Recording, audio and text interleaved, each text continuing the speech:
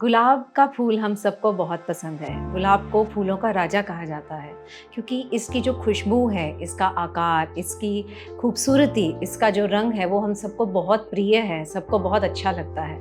तो आज मेरे दिमाग में ये आया कि गुलाब जिस तरह से इतना कोमल है, उसी तरह से हम उसका ख्याल रखते हैं। अगर हम हाथ में गुलाब पकड़ते हैं तो बहुत ध्यान से कि टूट नहीं जाए, उसकी पंखुड़ियाँ ना गिर जाएं। तो अगर हम एक फूल को इतने अच्छा से रखते हैं, क्या हम अपनी ज़िंदगी के रिश्तों को, उन दायरों को इतनी खूबसूरती से रखते हैं? नमस्कार, मैं आंचल शर्मा, भाटिया न्यूरोसाइकेट्रिक से क्लिनिकल साइकोलॉजिस्ट। आज हम बात करने वाले हैं रिलेशनशिप्स के बारे में। जिस तरह से हम जिंदगी में हर चीज़ के लिए एफर्ट डालते हैं, क्या हम अपने रिलेशनशिप्स के लिए इतनी एफर्ट्स डालते हैं? ये रिलेशनशिप बहुत ही ब्यूटीफुल चीज़ है, बहुत ही खूबसूरत। ये हमारे पति पत्नी का रिश्ता हो सकता है, माँ बाप के साथ रिश्ता हो सकता है, हमारे बच्चों के साथ हमारा रिश्ता हो सकता है, हमारे कलीग्स के साथ हमारा रिश्ता हो सकता है। तो हर रिश्ते को बनाने के लिए, संवारने के लिए हमें एफर्ट्स डालनी पड़ती हैं। It is not effortless.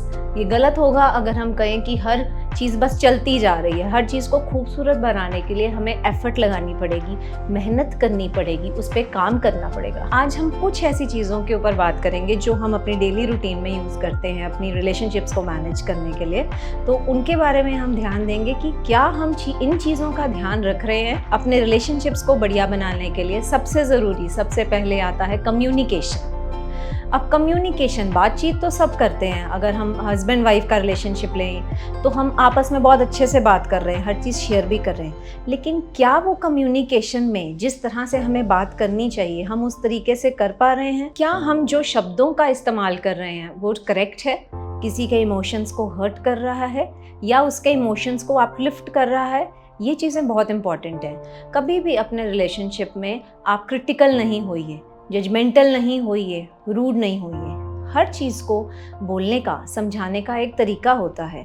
हम बहुत बारी चीज़ों को अज्यूम करते रहते हैं, सोचते रहते हैं कि उसने मुझे ये चीज़ इसलिए कही क्योंकि वो मेरे बारे में ऐसा सोच रहा होगा, या सामने वाले ने जो बात कही है उसने मेरे बारे में कितना बुरा सोचा, या मुझे लेकर वो कितना अनश्योर है जो वो मेरे को ऐसी बातें कर रहा है।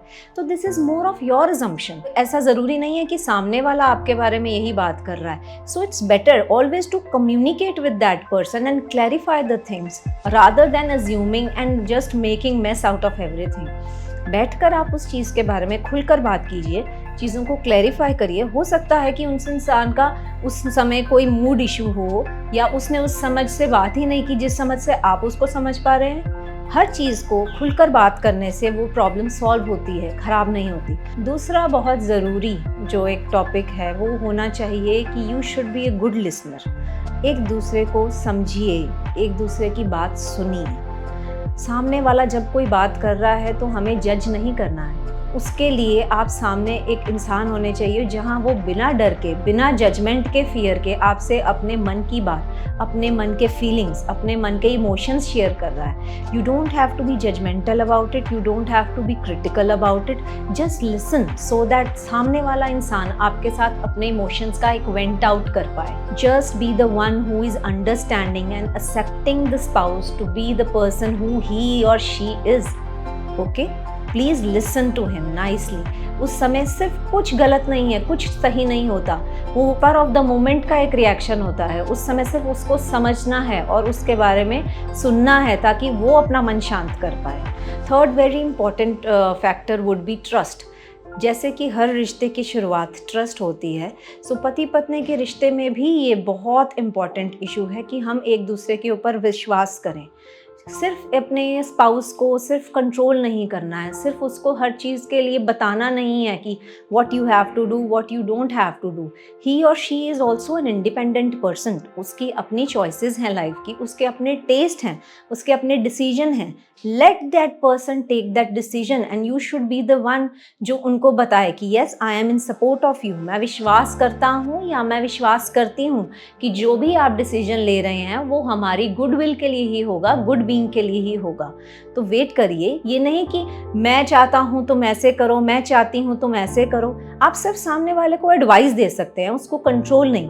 याद रखिए, हम जिंदगी में अगर अपनी मुट्ठी में रेत को पकड़कर उसको बस टाइट करके मुट्ठी अपनी बंद करते जाएंगे तो रेत हमारे हाथ से फिसलेगी, लेकिन अगर उस मुट्ठी को आप हल्के हाथ से सिर्फ अपने हाथ में रखेंगे तो वो मुट्ठी में आपके बहुत देर रहेगी। So please stop controlling your relationships and give that space of freedom and independence. Be trustworthy. Fourth factor जो कि बहुत इंपॉर्टेंट है लेकिन हम लोग शायद इसको बहुत लाइट लेते हैं, बीइंग इन अ रिलेशनशिप या इन कपल्स, हमने बहुत बारी देखा है कि हम एक दूसरे की, मतलब हस्बैंड वाइफ, एक दूसरे की शॉर्ट कमिंग्स को पब्लिकली ह्यूमर में चेंज कर देते हैं या उस चीज़ का मजाक उड़ाते हैं या हम क्रिटिकल हो जाते हैं। लेकिन ये चीज़ आपके हिसाब से फ़न हो सकती है, सामने वाले के लिए, उस सेकंड पर्सन के लिए जिसके लिए आपने वो बात की है, उसके लिए वो बहुत हर्टिंग फील हो सकती है। उसकी सेल्फ एस्टीम के लिए, उसके कॉन्फिडेंस के लिए, उसके मोरल के लिए वो बहुत ही हर्टिंग चीज़ हो सकती है। तो कभी भी अपने स्पाउस की अगर आपको कुछ भी लगे कि ये चीज़ है जो उसने अच्छे से नहीं किया या इस चीज़ को इम्प्रोवाइज किया जा सकता था, never discuss that thing in public, never be critical. उनको ज़ोर से, गुस्से से किसी के सामने डिसरिस्पेक्टफुली बात नहीं करिए या उसको मजाक उड़ा के लोगों के सामने नहीं बोलिए कि तुझे तो पता ही नहीं चला, ऐसे करना चाहिए था, ये तो ऐसे होनी थी चीज़। ये बहुत ही गलत है एक रिलेशनशिप के लिए, क्योंकि हमारा रिश्ता एक बहुत ही कच्चे धागे की तरह है।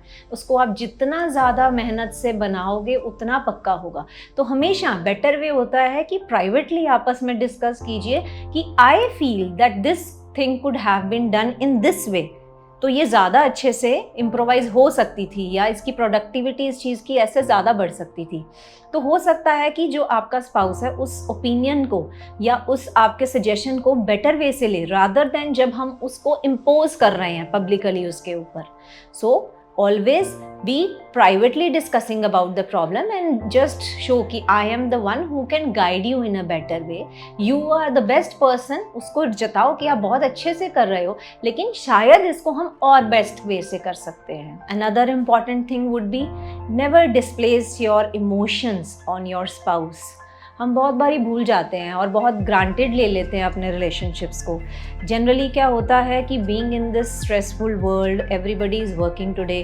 कभी हस्बैंड अपनी वाइफ के ऊपर अपना एग्रेशन वेंट आउट कर रहा है, जो सारा दिन काम करके आए हैं, आप थके हो, या आपको जॉब प्लेस पे कोई एग्रेशन है या आपकी फ्रस्ट्रेशन है, वो घर पे आके आप वाइफ पे निकाल रहे हैं। On the other hand, wife is also doing the same with the husband. So always remember, we are not like dustbins for each other, जहाँ पे हमने अपने emotions को just vomit out करना है। You need to be understanding about a thing कि सामने वाला person, हाँ बिल्कुल आप अपने मूड को बेटर करने के लिए एक स्पेस लो, एक टाइम लो, अगर आपको लग रहा है बात करो, लेकिन तरीका बहुत ज़रूरी है उसमें। ये नहीं कि मेरा जो गुस्सा है मैं सिर्फ उस जगह पे निकाल दूं जहाँ पे मुझे लग रहा है कि मैं बहुत सेफ हूँ, कि मेरा स्पाउस इस चीज़ के बारे में रिएक्ट नहीं करेगा तो, और यहाँ पे मुझे कोई इल इफेक्ट नहीं होगा मेरे बिहेवियर का, तो मैं सामने कुछ भी बोल सकता हूँ या कुछ भी बोल सकती हूँ। सो always be very watchful for the words, for the emotions you are depicting to the person in front of you. It is very important to be watchful of what you are saying and what you are showing and what you are expressing towards your spouse.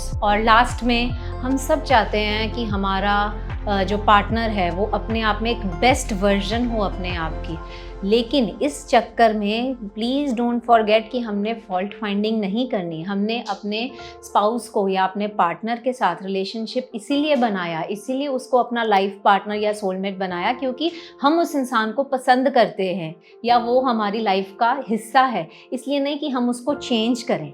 Accept the person the way he or she is. Definitely you are also having so many flaws and he is also having so many flaws.